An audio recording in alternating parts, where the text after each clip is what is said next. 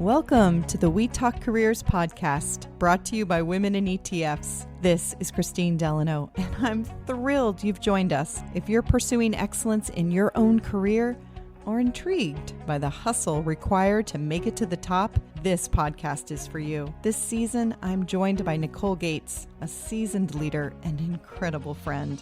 We're going to agree, challenge each other, and maybe spill some secrets. So put aside that massive to-do list and let's get inspired.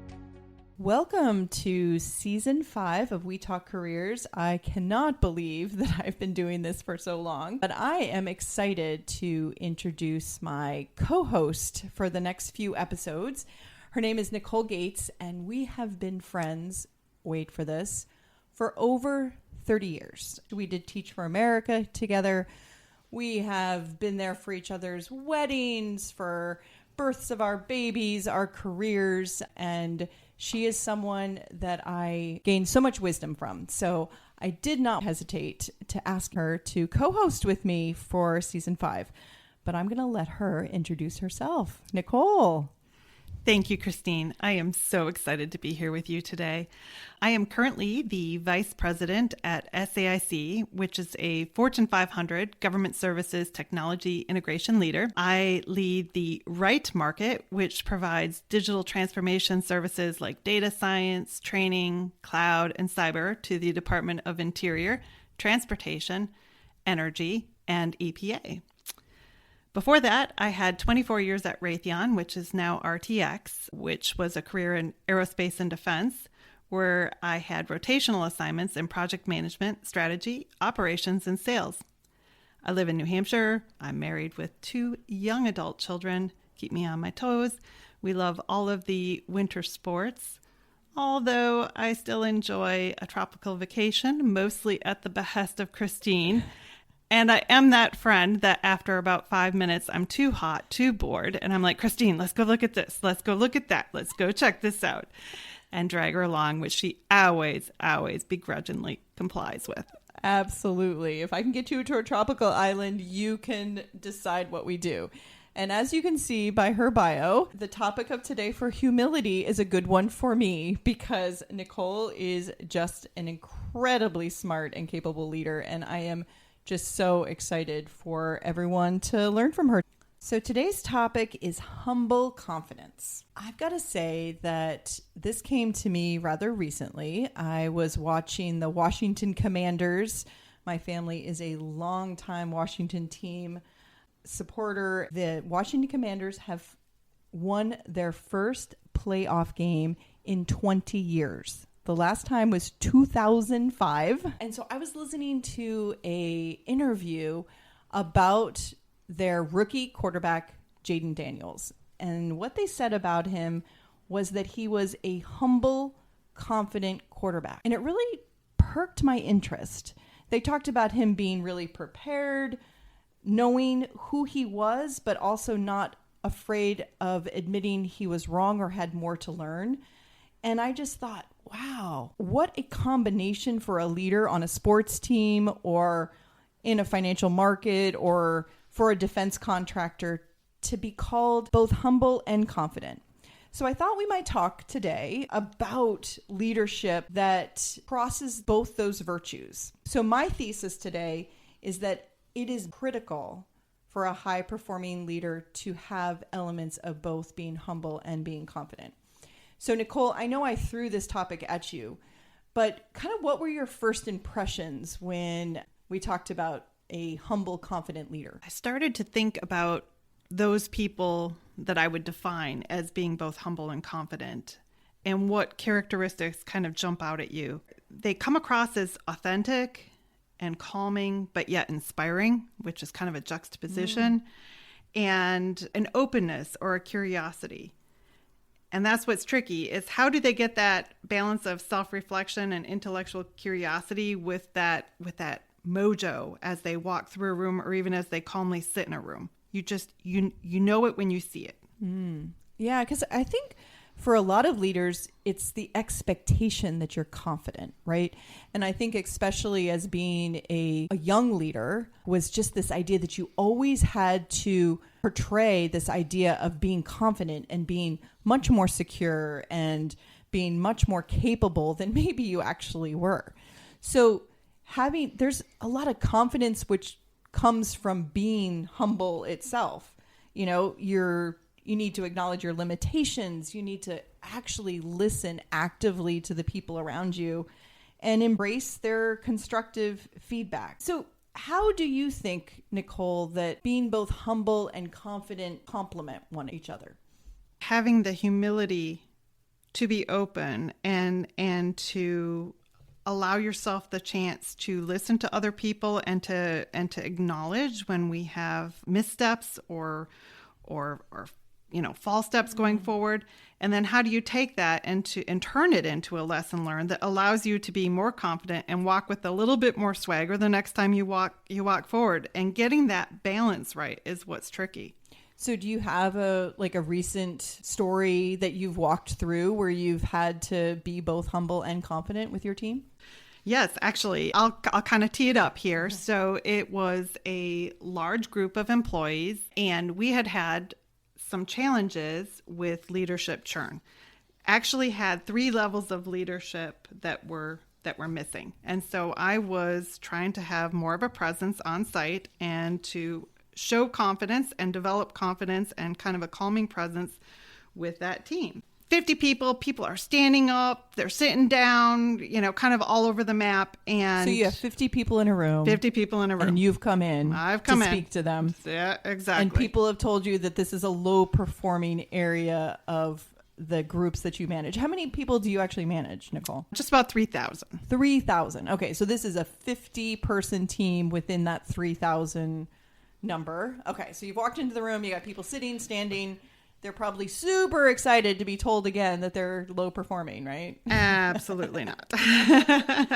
And they're a little bit angry, right? Yeah. They're angry. They've had leadership churn. They're frustrated. They're stressed. Everybody's on their case, from our clients to leadership. And so as we walk through, and I started with celebrating successes. And that was a way to recognize those employees that were going above and beyond. Started to take a little bit of tension off, right? Things are starting to get better. Talk about what we've done, name off the accomplishments, talk about what we're going to do going forward. Good, everything's good. Now we move into Q&A, and somebody asks, what are you going to do different? Because I've just seen people come in and leave, and to be honest with you, we're just not, I want to know what you're going to do different. And it was that moment, as I'm standing up there looking at everyone, that I had to say, okay, am I going to open myself up with a little bit of humility, or do I just continue with confidence? And I consciously chose to be, and we can call it humble, but to acknowledge my missteps, which were, what role did I play in terms of the selection of those leaders? Did I have the right panel of interviewers? Was I looking for the right characteristics for a leader that was going to be successful? Did I support them properly? And I shared all of this with the employees, that I was, questioning how I went through that, and that I was going to reframe it and do it differently going forward. And just by acknowledging the fact that I had a role in it and that I was questioning myself, but I was committed to making it right going forward, the entire tone and tenor in the room changed. And then people started to share, all of the successes that we had made. So almost like switching it up and reinforcing that, oh no, but we've been doing this better and we've been doing this better. And then that kind of builds upon itself and creates its own momentum. So you came into this team, you'd been managing them for 6 months or longer? Actually, a couple of years. Oh, a couple of years. Two years. 2 years. 2 years coming into this team. And you decided to be humble in front of them and say, I accept some responsibility for this. There's risk to that, right? There's risk to them saying, well, you're our leader. Did you do your job? But instead, it sounds like it sort of relieved the tension in the room, that they weren't the only ones responsible, that you were going to sort of together find a solution forward, as opposed to there being a blame game of who should take more of it. That's exactly right, because I'm used to having high performing teams, right? That's where the confidence comes in. And yet here I am trying to impact cultural change with an organization, and I haven't been successful.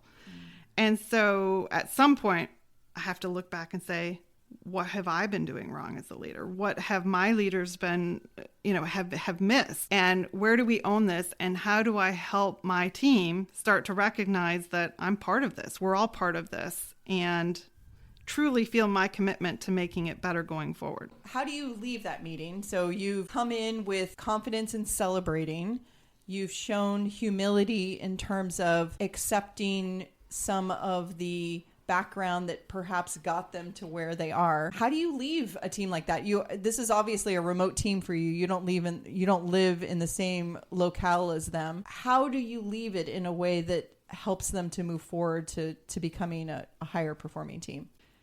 I just reinforce to the team that they've got this. They know what needs to be done. They know all the tasks that go forward. They know the professionalism and the customer service that we need to deliver. And to take a deep breath and to do it in a positive way that reflects our values. And I'll see them in a month. Got something to learn in that month, right? So when you go back in a month, are you listening? Are you talking? A little bit of both? Like, how is it that you're managing forward with both humility and confidence? Absolutely both. It's very important to close out any open actions that I had from the prior meeting and make sure that I'm following through on my word. You're walking the talk. All right, I said I would do this. Let me show you what we've done. Let me show you the progress that we've made. Rewarding those accomplishments that we've had when those actions are closed, making sure that we highlight individuals or teams that have kind of gone above and beyond. And then identifying the gaps, kind of that to be state that we still need to make progress on, and talking about why aren't we there yet, right? Talk to me. So a little bit of here's what we've done, and a little bit of, hey, what more do we need to do to get to that endpoint or success? Many of our listeners have teams, most of them not as large as you. We're not talking 3,000 people and, teams of 50. And in some cases, they're actually managing smaller teams, but in some ways even know more about the people. And so being both humble and confident becomes really difficult, move beyond what they've been known as. So I was starting to think about a real life example of a small team mentality. And I think a small team that a lot of us can resonate with is a family, right? So I was thinking a lot about my youngest going off to college, which will happen before I know it. I think about what it was like to raise my first teenager versus what it's like raising my teenager now, and what kind of team we were, and how, especially with my first one, I felt like confidence was 1, 2, and 3 in terms of priorities for what I needed to show my family. I need to go into every conversation with her being completely confident that I knew as a mother how to do this. I was always looking at the risks of doing it wrong and the trouble perhaps that she could get in. And so we really butt heads about a number of things. And although she never really got into any real trouble, I was always anticipating it and always sort of on top of her to try to prevent that trouble. And I think about now with my son and years of gaining true confidence of being a mother and seeing failures and being humble, is I often come with him with, I actually don't know how I'm going to show up with this situation, but let's talk it through. I think about the times that he asked me to do things and my default answer is yes, whereas with my first daughter, it was no. And I've had to sort of apologize to my first daughter and say, hey, I learned a lot on you and I'm sorry I was as hard as I was. And I think about the one piece that I really was missing with her was being humble. It is so funny that you describe it as lacking humility, because I would have said that you were looking at it as an opportunity. Explain that more. Because you obviously saw me through all of this. So how was it that I Did I misdiagnose what I was doing? Like what? I think it's perspectives. It's different perspectives. So you're looking back at it, reflecting and saying, oh, I lacked humility. And I'm looking at it saying, wow, no, Kristine was a first-time parent and driving forward, trying to give everything possible to her child, right? Yeah. Pure opportunity. It was. And, she certainly has survived my parenting. Survived very well. is not the right word. She thrived. She has done well, and it's great to see. I just think it's so interesting. To have humility, you have to have confidence to have humility. Otherwise, it's a false humility, which then comes across as sort of disingenuous and self-deprecating to the point of, it not being workable. So it's interesting that when you first look at humility and confidence, they seem like they're like opposite ends of the spectrum. But in fact, it's really hard to have either one of them healthily without them both, right? You need to have confidence to be humble. And if you're not humble, it's really hard to get the information and be able to improve and be able to be confident. Totally agree. So kind of flipping it for a second and going more onto the confidence side of it. Not too long ago, you are a financial executive on Wall Street, with all the confidence that you had earned. How did you then take that and say with confidence, I want to write, and not only say it because everybody talks about how they want to be an author, but you actually made the career change. You had the confidence to make that huge transformational move. How did you do that? I think with some lacking confidence and some sort of ingrained confidence and a lot of humility. I never really left my career, sort of transitioned into board positions, independent fund trustee. I transitioned out of sort of the day-to-day to the types of jobs that I absolutely love, but it gave me this opportunity to write. And I approached writing like I approach absolutely everything, which is I need to know as much as possible about something to be as good as possible. With my career, it's been very objective. Am I good at being able to write a proposal? Am I good at being able to explain this very complex financial transaction? With writing, I had to learn a different way of really understanding the art of writing. And that has taken a lot of humility, especially seeing such amazing authors and thinking, wow, I'm going to be on a shelf next to them. To me, it's been a sit down every day and get better at what I do. You just talked about some tips for building confidence. You really owned a lot of your expertise and how you got there. That celebration of past achievements and little achievements, big achievements, right? You talked about preparing thoroughly for whatever deliverable that you have to make. And that's just a reinforcement to everyone that you can't have confidence if you don't do those things, right? What about receiving feedback? How do we make sure we get the right feedback so that you get that right balance between being open and humble and knowing where your pitfalls might be, but yet having, hey, I do this really well? I think the big difference for me in both my career that I then leveraged in my writing career is not asking for feedback and instead asking for advice. Because what I noticed is if you go to someone and you say, hey, I'd love to get your feedback on this piece of my writing, or I'd love to get your feedback on this. In so many cases, these are people that I have approached because I trust their judgment and we have some sort of relationship. So they're always about my best interest. So they tend to sugarcoat it with what I want to hear, as opposed to, I need your advice because of these elements of what you're strong in. Can you leverage who you are to make me better at this? I get so much better feedback that way than if I just ask for the feedback itself. If I tell them why their advice matters to me, it has made all the difference in my writing career to getting really insightful information back on what I write. That's great advice, Kristine. I'll say that, it is possible to get good feedback, and I actually value very much your feedback for me. And I find that, to be careful about who you ask for feedback or advice from. So sometimes a professional peer might not be the right person, or a family member might not be the right person for different reasons. And in our case, it's a long trusted friendship where you understand what I'm doing and you kind of understand the general benchmark, such that your feedback, when you provide it to me, it's always real, honest, to the point, and actionable. Well, and for you, you're confident, so it's easy to give you feedback. I feel like sometimes you really have to understand the person asking you feedback. What is their motivation for it?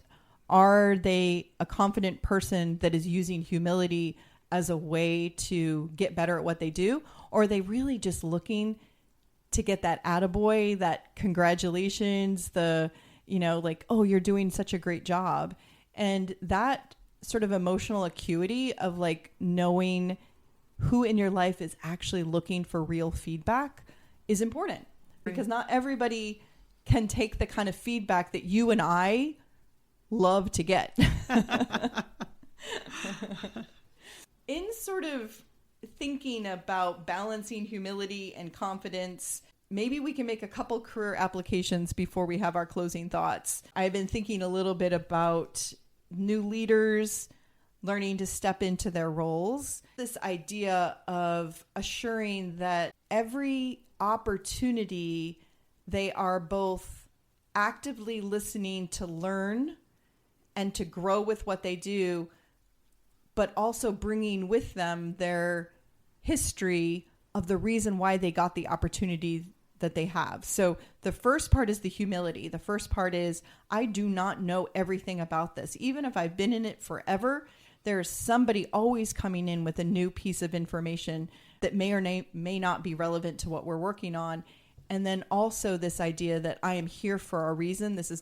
I'm not an imposter. I am confident of what I do. So for new leaders out there, it's taking a step before each of the meetings that you're going into and diagnosing for yourself, what should I be learning from the people that are coming in, and being open to that learning. And at the same time, just really kicking out that idea of being an imposter and being confident in the job that you've chosen to do. What about you, Nicole? What are some of the ways in which our listeners can think about humble confidence? I would say be willing to take on the tough assignments, the ones that maybe other folks are a little bit leery to take. Don't raise your hand if you've never done anything like it in the past, but if you've been a deputy or you've been a project task leader, be willing to kind of lean in a little bit, raise your hand and take that tough assignment. And then never be afraid at that moment in time to also raise your hand and say, hey, can I run this by you? Or can I bounce this idea off you? And I'll give you a quick story. I was leading a very tough project, and I had an executive who was, is this the right strategy? Is this the right strategy? Because the corporation was going to invest a significant amount of money, and I was starting to doubt myself. And so I reached back to a mentor, went downtown DC, knocked on his office. He made 10 minutes for me. And I said, I just wanted to run this by you. Here's what I think. And he looked at me and he didn't give me an answer, but he said, okay, you're one of the best capture executives in, this particular company. And you've won more competitive deals than what is the question that you're asking me again? And it just gave me that reassurance, that confidence from somebody who was just extremely well respected across industry, to go back to the executive and said, yes, this is the right strategy. This is the right number. And he said, okay. So he had that acuity to know exactly what you needed. Exactly. He didn't need to delve into the advice. He didn't need to delve into feedback. He just really needed to read you back to you. That is fantastic. Exactly. That is fantastic. Well, for you listeners out there, one of the things that Nicole has taught me over our decades of friendship is how to live in some tension. From the first time I met her, which maybe we can talk about at some point, it was out in California. She has asked the hard questions. She has sat in conversations that can be uncomfortable with people coming from different perspectives. And frankly, her and I don't agree on everything. And we have been able to sit in that tension as friends. And so our thrive. Sit and thrive in that tension. So our next episode, we are going to talk about how tension is not your problem. Solving that tension is your problem. We will see you next time. Thanks, everyone. Thanks. And thank you, our listeners, for spending your time with us. I hope this is not just information, but you let it be transformational in how you think about your career. I'm rooting for you. If you're an Apple user, I'd really appreciate it if you took a few seconds to leave a rating and a review. Your ratings and reviews tell Apple that this is a podcast worth listening to. And in turn, your reviews will help We Talk Careers get in front of more listeners looking to succeed, just like you. And while you're there, go ahead and hit that follow button, because there's going to be another brand new episode and you don't want to miss it. Until then, keep thriving. Thank you for listening.